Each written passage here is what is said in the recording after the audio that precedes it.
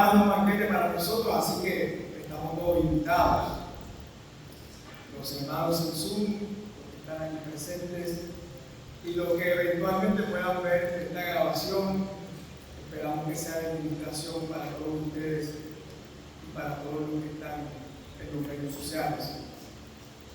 Esta mañana el tema de esta reflexión se llama un encuentro misterioso, y yo quiero compartirles un breve cuento que me parece muy apropiado para esta reflexión de la mañana de hoy. Esta breve historia lleva por título El Rey Sabio, y es un cuento del autor hindú Khalil Gibran. No sé si han tenido la oportunidad de leer algo de Khalil Gibran, pero el Rey Sabio nos cuenta Khalil Gibran que había una vez en la lejana ciudad de Irán un rey que gobernaba a sus súbditos con tanto poder como sabiduría, y le temían por su poder y lo amaban por su sabiduría. Había también en el corazón de esa ciudad un pozo de agua fresca y cristalina, del que bebían todos los habitantes, incluso el rey y sus cortesanos, pues era el único pozo de la ciudad. Una noche, cuando todo estaba en calma, me gusta esto de una noche, cuando todo estaba en calma, una bruja entró en la ciudad y vertió 7 gotas de un misterioso líquido en el pozo, al tiempo que decía: desde este momento, quien beba de esta agua se volverá loco.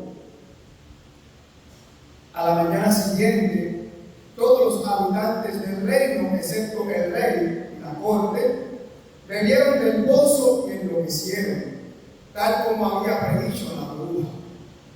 Aquel día, en las callejuelas y en el mercado, la gente no hacía sino cuchichear: el rey está loco. Nuestro rey y toda la corte perdieron la razón. No podemos permitir que nos gobierne un rey loco, debemos destronarlo.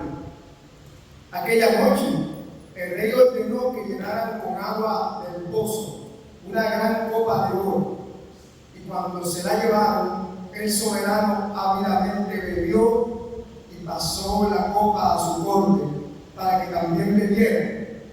Y hubo un gran regocijo en la ciudad de Irán, porque el rey y toda su corte habían recobrado la razón.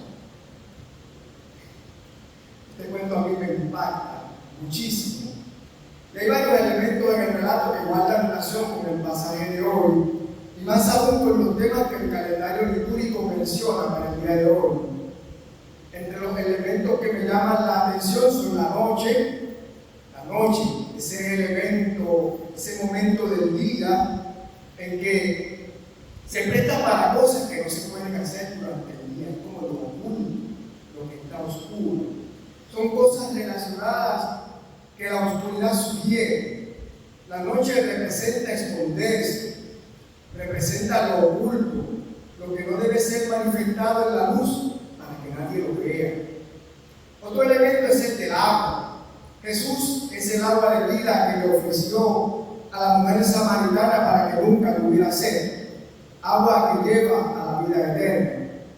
Otro elemento que resalta en la historia es el tema de la razón y la locura, y me encanta este tema y me gusta como Gibran lo presenta, que son una imagen de lo que es verdad y lo que es mentira, en donde la verdad y la locura se confunden y llega un momento en que se relativizan y se mezclan. Es decir, muchas veces pensamos que es la verdad, otras veces pensamos que es locura. La transformación y el cambio de manera de pensar también está presente en este breve relato. Para los que tienen y usan el calendario litúrgico, nos dice que hoy es el día de la salud mental. O sea, quien vio el calendario litúrgico, hoy es el día de la salud mental. Y aquí comienza a confundirse el tema.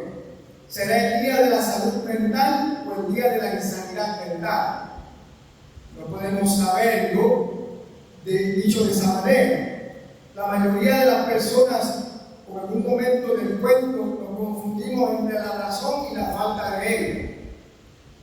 Todos y todas somos personas muy cuerdas, y muy centradas, pero en ocasiones navegamos por ese momento de la sinrazón, según quien lo mire, en las aguas de lo que parece no tener sentido.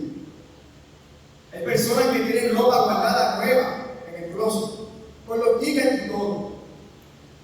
Y uno se pregunta, pues si la ropa es para comprarla y por eso, pero está allí guardada. Y luego nunca se la han puesto, no piensan hacerlo, y cuando pasan de este plano terrenal, esa ropa se encuentra como nueva, y podrían llevarla a la tienda y devolverla y ganar algún dinero tal vez para la sepultura. Entonces hay otros que guardan cosas que se encuentran en el camino. Conozco una persona que empezó guardando una cosita y ya tiene la cochera llena de cosas guardadas allí porque en algún momento podría ser útil. Y todos tenemos nuestras manías, ¿verdad?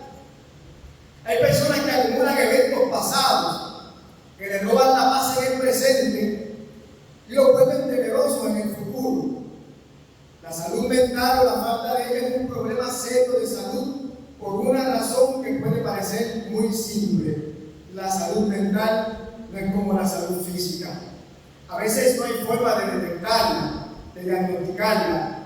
Alguien puede estar triste o sufrir diversas ansiedades y con el pueblo de relato, las personas que rodean al paciente no entienden lo que le sucede. Los normales, como nosotros, a veces no tenemos la empatía porque no entendemos los complejos recovecos de la mente humana y del corazón humano. No entendemos cómo personas lúcidas, personas brillantes, guerreros de la vida, el Alzheimer los trastorna y los consume. La salud mental en cualquier sociedad es uno de los problemas de salud más desatendidos.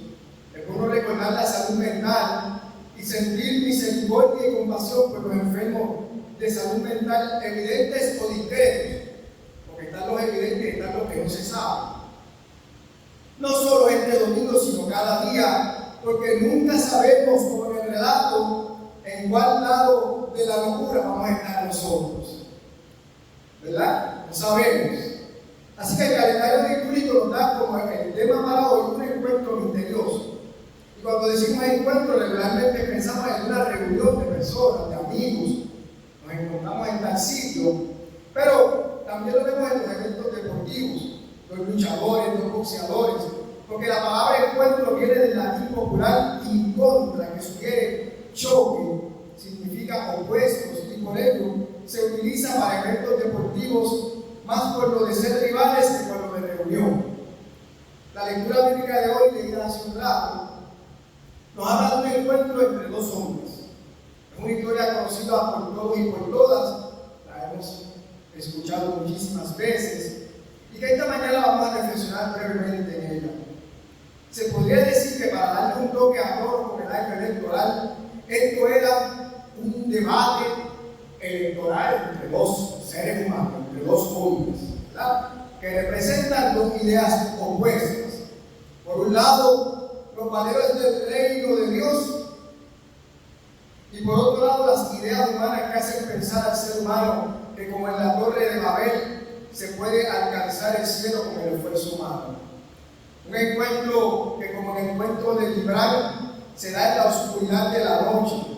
Noche que puede parecer una forma de esconderse para no ser visto, o porque representa la oscuridad en la que vive el ser humano con razón o sin él, sin la presencia de Dios. En este encuentro misterioso, porque la verdad del Evangelio siempre puede ser algo oculto para el ser humano que no acoge, no acepta y no cree la verdad de Dios, el Evangelio será siempre un misterio disponible solo para los que creen. Precisamente este encuentro es un choque de creencias. Nuestras creencias sin un fundamento apropiado podrían verse en cierto modo como un problema de salud mental.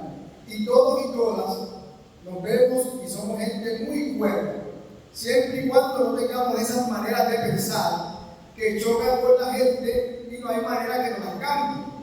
Y todos tenemos nuestras formas de pensar que a veces producen choques entre nuestros semejantes y la gente decide vamos a dejarlo por loco. ¿Es cierto o me equivoco? Es real. A veces creemos que a la mayoría le puede parecer locura, pero por eso el creer es otro punto de controversia en este pasaje de hoy. Nuestro pasaje bíblico se encuentra en Juan 3, de 1 al 17, y recoge este encuentro entre Nicodemo y Jesús. El diálogo entre estos hombres vistos desde nosotros como observadores de la escena nos puede parecer una simple conversación, pero en una guerra de ideas en donde Jesús hace lo que mejor sabe hacer. No es pichar. No. Jesús lo que hace es responder de una manera que nos conduce a la reflexión profunda ante cada pregunta de Nicodemo. Jesús da una respuesta que parece que le está pichando, pero no. Nicodemo hace 3 preguntas. Y ustedes dirán, no, yo solo escuché 2. Pero vamos a ver. Y a veces este número 3 es el número que establece límites en la cultura judía. Todos sabemos que eran 3 veces lo que se podía perdonar el hermano. Pedro de exagerado dijo que 100. Y Jesús lo calculó y dijo que 70. En estas 3 preguntas, Nicodemo a Jesús recoge todo el fundamento del Evangelio. ¿Cuál es el fundamento del Evangelio? Ese verso que todos no sabemos, lo recitamos en varias versiones. Lo sabemos antes de dormir, cuando estamos atribulados, cuando tenemos miedo. Porque de tal manera amó Dios al mundo, que ha dado a su Hijo unigénito para que todo aquel que en él cree no se pierda, mas tenga vida eterna. Porque no envió Dios a su Hijo al mundo para condenar al mundo, sino para que el mundo sea salvo por él.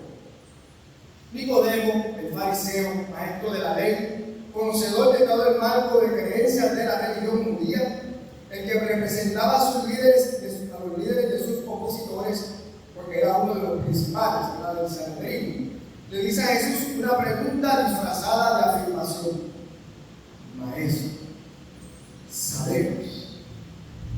Maestro, sabemos que Dios te ha enviado a enseñarnos, porque nadie podría hacer los milagros que tú haces si Dios no estuviera con él. Y me gusta este rompehielo de Nicodemo. Denota sumisión, reconocimiento, afirmación, pero es una pregunta escondida. Está jugando con Jesús al misterio. Es una pregunta para recibir una señal que le haga creer que lo que él está diciendo es verdad. Nicodemo dice, sabemos. Y en la mañana de hoy, ¿cuántos pueden coincidir con lo que dice Nicodemo? Sabemos que eres el Hijo de Dios, pero ¿lo creemos? Esa es la pregunta. ¿Lo creemos? Lo que dice Nicodemo se parece a la forma en que muchas veces oramos nosotros. Dios, sabemos que para ti no hay nada imposible, pero minutos después dudamos de lo que afirmamos en oración y vamos a hacer lo que a nosotros nos parece correcto. Cambiamos el tono de la oración incrédula diciendo, pero que se haga tu voluntad y no la nuestra. ¿Acaso sucede que lo que pedimos no cumple con la voluntad de Dios? ¿O no sabemos si está en el marco de su voluntad? Si sabemos quién es el Dios en el que creemos, entonces conocemos su voluntad y oramos conforme a él. Jesús sabía cuál era la voluntad del Padre, sabía del dolor, el sufrimiento que tenía que pasar, él sabía de su calvario, y en medio de esto él sabía que tendría que aceptar la voluntad del Padre en obediencia, porque había un plan. A pesar de que en el Getsemaní él dice, aparta de mí esta copa, él sabía que no había que hacerlo, ¿verdad?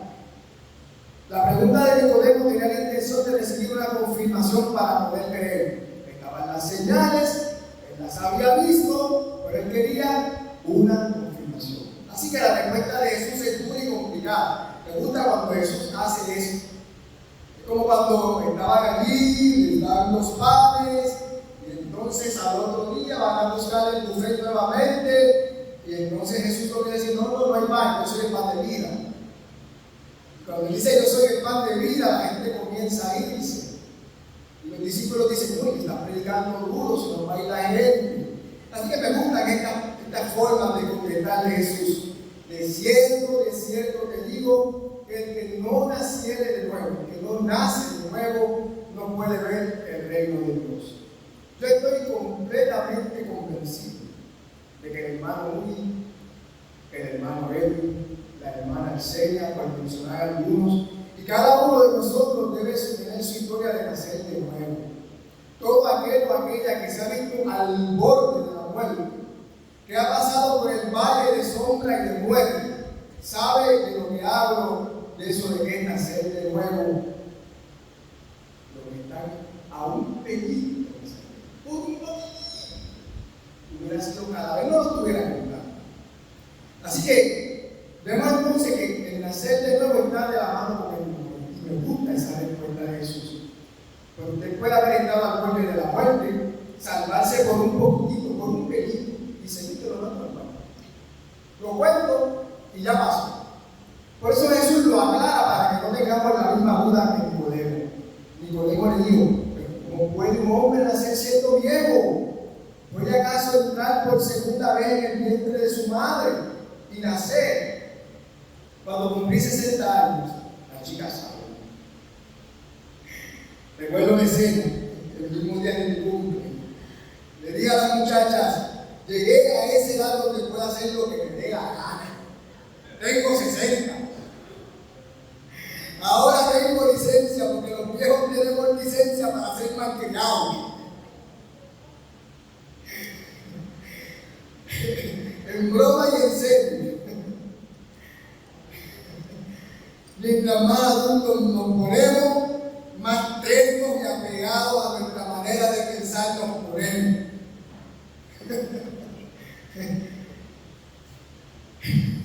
La experiencia de la vida nos marca y nos da cierta licencia para aferrarnos a nuestra manera de ser. Nicodemo tenía razón, aunque no lo sabía.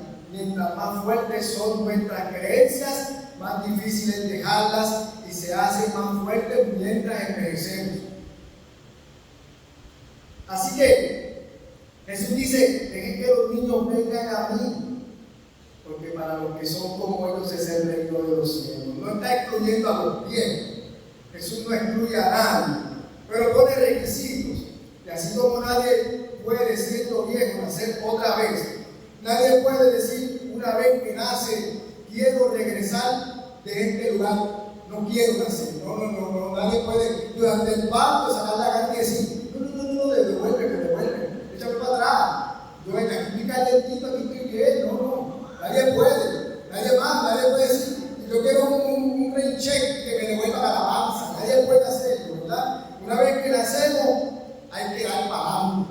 Así que no hay devolución de vientre ni retorno a la panza, no lo hay, no. Jesús no hablaba del cuerpo físico, de hecho ni siquiera hablaba de nacer de nuevo. El texto griego dice ser generado de nuevo, y cuando Jesús responde a nacer de nuevo, el texto griego lo que sugiere es venir de lo alto, ser engendrado por Dios y nacer de nuevo. No está hablando del vientre de mujer, está hablando del simiente de Dios. Y algunas versiones de esta carta del apóstol Pablo, que dice de esta manera, disculpe, el apóstol Juan, la primera carta de Juan, nos dice en el 3:9: todo aquel que ha nacido de Dios no practica el pecado, porque la simiente, la semilla de Dios permanece en él y no puede pecar. Hay versiones que dicen el semen de Dios, estoy hablando de lo que dice la simiente, esa es la semilla. Esto es Teología 101. Jesús aclara la duda para que estemos claros. Nicodemo y los creyentes, los de todos los tiempos, los del siglo XXI, los de la Iglesia Evangélica Unida de San Dulce, sepan que esa es la respuesta. Así que responde Jesús nuevamente: de cierto te digo, que el que no naciere de agua y del Espíritu no puede entrar en el reino de Dios. Lo que es nacido de la carne, carne es. Lo que es nacido del Espíritu, Espíritu es. Así que no te maravilles de que dije que es necesario nacer de nuevo. El viento sopla donde quiere y oyes su sonido, mas no sabes de dónde viene ni a dónde va. Así que todo aquel que es nacido del Espíritu. Y en esta cultura caribeña y con este delicioso calor, nos bañamos mucho, muchísimo. Así que esto debe ser una motivación, este rico calor, para creer mucho en el cielo. Porque si el infierno es así, yo no quiero vivir allí en la eternidad, ¿verdad? Así que no quiero vivir eternamente en un calor como este. Así que nosotros en este lado del mundo nos bañamos muchísimo para sentirnos limpios, frescos y renovados. Y así es el bautismo de agua, una imagen de limpieza, una imagen de quitar lo que nos hace sentir sucios, una forma simbólica y pública de que fuimos transformados por el agua, limpiados del pecado. El bautismo de Juan era esa limpieza, era remover el pecado, es el reflejo de nuestra convicción. Es lo que el etíope en Hechos 8, 36 y 37 le dice a Felipe: aquí hay agua. Exclamó el funcionario: pues ¿por qué no me bautizas? Siempre y cuando creas de corazón, no hay nada que lo impida, le dijo Felipe. Dice el etíope: creo que Jesucristo es el Hijo de Dios, y fue bautizado. El bautismo es convicción. Pero Jesús añade: creer es el primer paso, el primer bautismo, pero para nacer de nuevo necesitas nacer del Espíritu. Y entonces vemos la imagen de Jesús entrando al Jordán por Juan el Bautista para ser limpiado de su humanidad y salir del agua y recibir el Espíritu Santo y llegar a la consagración y ser acogido y aceptado por el Padre, que dice: este es mi Hijo amado en quien tengo complacencia. ¿Y quién quiere ser hijo o hija de Dios en esta mañana?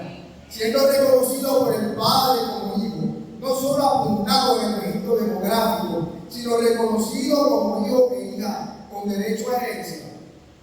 Hay que nacer del Espíritu. ¿Qué es esto de nacer del Espíritu? ¿Qué es esto del Espíritu Santo? Hemos venido hablando por varias semanas, hablamos de este tema. ¿Qué es esto del Espíritu Santo? Jesús dice que es como el viento. Va donde quiere, lo escuchas, pero no sabes de dónde viene ni para dónde va. Con los adelantos de la meteorología podríamos pensar que el ejemplo está pasado de moda. Hoy la autoridad en el tiempo del canal televisivo local nos dice por dónde va a pasar el viento. Hoy en día pusimos unos abanicos en Juana Díaz para usar el viento, pero nadie puede decir que ha visto el viento. Solo sentimos su presencia. Lo sentimos en nuestro cuerpo, en nuestro rostro, y vemos su poder como en el huracán María. Pero estoy seguro de que no han inventado un aparato que pueda predecir la dirección y el mover del Espíritu. Solamente es lo que se puede ver en los ojos. Jesús fue llevado por el Espíritu al desierto, luego de ser bautizado, y no fue por casualidad, porque iba a ser tentado para demostrar que ya estaba consagrado, que había muerto a su yo, a su humanidad. Felipe fue llevado por el Espíritu y dirigido al etíope, y luego llevado nuevamente por el Espíritu. Y usted dirá: ¿qué fue? Que iba en un carro, el Espíritu lo lleva, lo arrebata, lo mueve. No dice que es un carro, y no lo dice el texto. Pero ese mismo Espíritu fue el que le dijo a Pablo que no fuera a predicar a Asia. Pero ese mismo Espíritu le dijo a Pablo que mientras viajaba a Roma, que su barco naufragaría y que no se perdería en una sola vida. El mover del Espíritu cumple con la voluntad de Dios. El Espíritu Santo es como el viento, no se puede ver, pero se nota su presencia. Los que nacen del Espíritu, dice el apóstol Pablo en Romanos 8, ya no viven según las inclinaciones de la carne, sino bajo el poder del Espíritu que los libera del temor y de esas creencias de la carne que nos esclavizan al pecado. Pablo nos dice más: no solo los libera de los comportamientos egoístas de la carne, no solo los libera de la esclavitud del pecado, también nos lleva a la vida eterna y a la misma gloria de nuestro Señor Jesucristo, y nos convierte en hijos e hijas de Dios. Y podemos llamarlo, dice el apóstol Pablo, con toda confianza y de verdad: Abba, Papito. Podemos decirle Padre, podemos decirle Papá, podemos decirle Papito, te amo. El Espíritu nos lleva a una relación profunda con Dios que nos libera de esa locura de nuestra manera de pensar. que nos mantiene en la oscuridad, en la misma ceguera que los fariseos, que no entendían que Dios estaba cerca y está cerca de todos los que creen en Él. Nicodemo no entendía, como la gente del relato de Gibran, había bebido del agua envenenada, no entendía lo que decía Jesús. Era algo muy complicado de entender, no podía entender esa verdad. Ser maestro de la ley le había tomado el espíritu. Para él y para el grupo que representaba, solo se podía llegar a la salvación por la ley. Aunque le dijo a Jesús, sabemos que tiene que haber venido de Dios, pues las señales que hace realmente no lo sabía. Era una pregunta disfrazada. Lo dijo con sus labios, pero no con el corazón. Sabía todo sobre el Espíritu de Dios, que le daría un corazón nuevo, como dice en Ezequiel, y un espíritu nuevo. Sabía que debían ser transformados, pero no lo creía. La pregunta de esta mañana es: ¿cómo creer nosotros?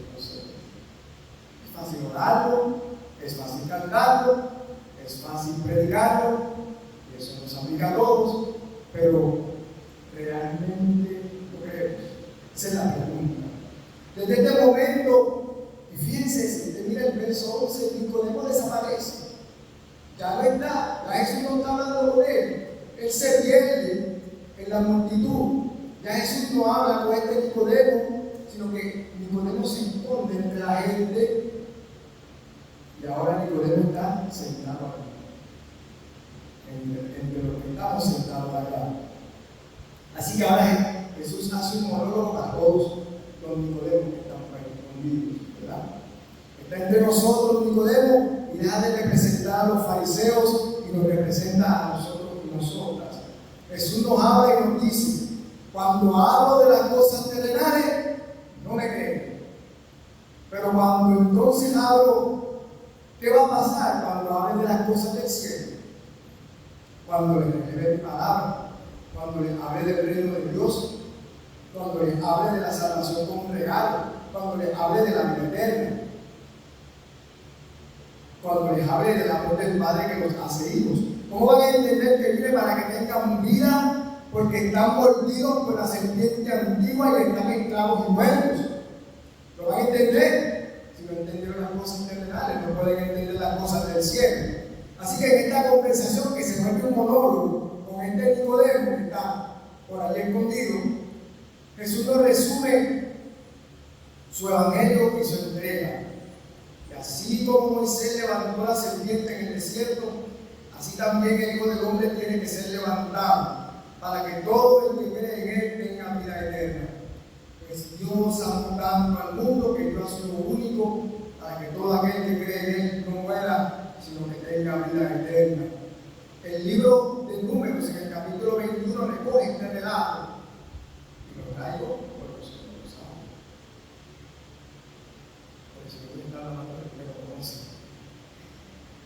El número 21 recoge este relato. El pueblo de Israel se quejó ante Dios y ante Moisés por todo: por sacarlos de Egipto, por el desierto, por el calor. Vamos a apuntar. En la del pueblo de Israel también, ¿verdad? Por el calor y hasta por el maná se quejaron. Ese pan insípido que nos da. Así que Dios, como castigo, les envió una serpiente que los mordieran y murieron muchos de ellos. Regresaron ante tanta mortandad, llorando ante Dios para que los librara. Y el Señor le dijo a Moisés que hiciera una serpiente de bronce, una imagen, y la pusiera en un asta, para que todo el que fuera mordido pudiera mirar la serpiente de bronce y fuera salvado. Me encanta esa imagen. Levantaba la serpiente, estaba allí, no el que no mordía la serpiente, sano. Me gusta. Era necesario que Jesús, como la serpiente, fuera levantado. Es decir, tenía que morir, vencer la muerte y ser glorificado, ser levantado, para que todo el que mire a la cruz. Y fíjense que interesante. La cruz, esa que está por aquí. La cruz era un símbolo de símbolo de castigo, pero brutal. Y esa misma cruz, como en el caso de la serpiente, que era lo que mordía, se convierte en nuestra señal de vida.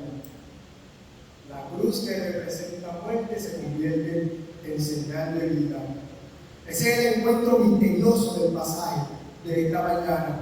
Jesús nos invita a morir a nuestra carne para que seamos glorificados por Él, Espíritu como lo fue Él. Por eso Pablo en Romanos 8 nos dice, y como somos sus hijos, somos herederos, herederos de Dios y coherederos junto con Cristo.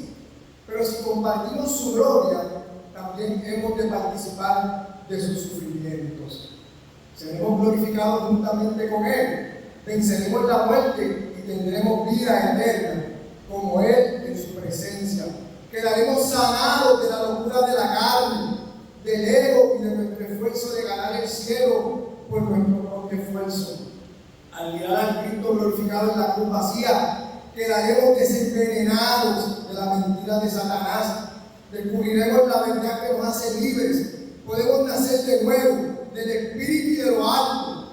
Cuando miramos a Jesús crucificado y glorificado, levantado de la muerte, veremos a aquel que nos amó tanto, que dio su vida por amor, que tomó nuestro lugar para que pudiéramos vivir.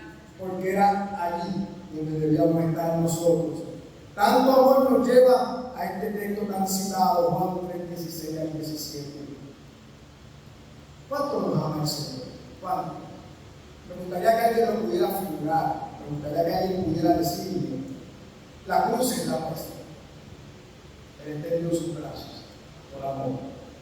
El símbolo de odio y de rechazo, eso era la cruz. Los que morían eran los que habían cometido grandes pecados, grandes faltas en la sociedad romana, habían violado la ley muy fuerte, era para los sediciosos. Así que esa cruz representa el abandono y la soledad. El lugar que nos tocaba a nosotros y nosotras fue ocupado por el Hijo de Dios. Los israelitas que eran mordidos por la serpiente no se cuestionaban el poder de aquella cosa que levantó Moisés allí. Ninguno de ellos decía, este Moisés está loco, me mordió una serpiente y voy a mirar yo para el palito. No, todo lo contrario, pillado, mira, sal. Eso está bueno, eso está genial, no sé, no lo cuestionaba, no había ningún premio. El único requisito era mirar y ser sano. Así que el único requisito para que podamos recibir esta promesa de Juan 16 es creer en la cruz. Todo ese amor que tuvo Dios para todo el mundo. Tal vez para el gremio que representaba Nicodemo se le haya hecho difícil aceptar este amor tan simple y tan accesible. Está allí, regalado, ¿verdad? Pero todos recordamos que Nicodemo pidió el cuerpo de Jesús para su sepultura y llevó especias para preparar su cuerpo. Nicodemo aprendió haciendo bien, nacer de nuevo. Él descubrió lo que era nacer en el peligro. Y me imagino que su alegría fue mucho mayor cuando vio que Jesús había resucitado. Tenemos las señales, conocemos la palabra, el viento sopla y lo escuchamos. Es la palabra. Recibimos el amor más grande, solo falta que lo aceptemos, que lo acojamos. Es lo único que falta, solo falta creer. Falta reconocer como el etíope, creo que Jesús es el Hijo de Dios. ¿Qué impide que sea bautizado? Como Dios no quiere que nadie se pierda de este amor tan grande, Él no viene a condenar. Dice el verso 17, no viene a juzgar. Dios quiere ese encuentro contigo como estés. Ya no es un encuentro misterioso. Ya se acabó el misterio, se acabó lo oculto. La verdad ha sido revelada. El velo que separaba al ser humano de Dios fue rasgado de arriba hacia abajo. No se quedó nadie en el lugar del sumo sacerdote y lo rompió, sino que fue Dios mismo. Porque el ser humano no puede hacer absolutamente nada. Nos llama a venir como estemos, sin temor, sin vergüenza. El amor no condena, el amor acoge salva.